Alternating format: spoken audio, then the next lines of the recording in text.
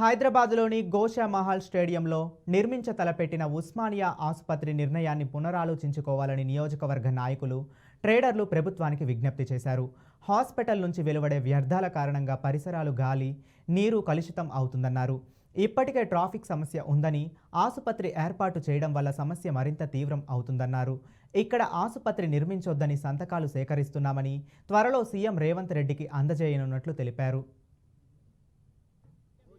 Police స్టేడియంలో ఉస్మానియా హాస్పిటల్ని తరలించడం అనే నిర్ణయాన్ని మేము వ్యతిరేకిస్తున్నాం.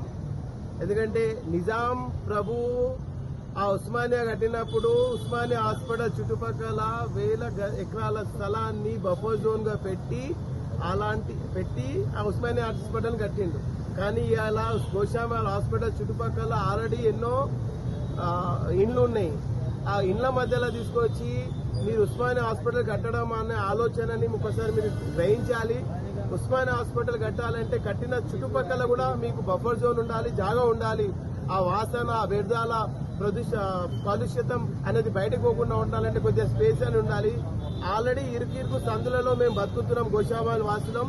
అలాంటి స్థలాలలో మళ్ళా మీరు తీసుకొచ్చి ఉస్మానియా హాస్పిటల్ కట్టడం వల్ల మాకు చాలా ఇబ్బంది అవుతుంది. మాకున్న ముఖ్యమైన సమస్యనే ట్రాఫిక్.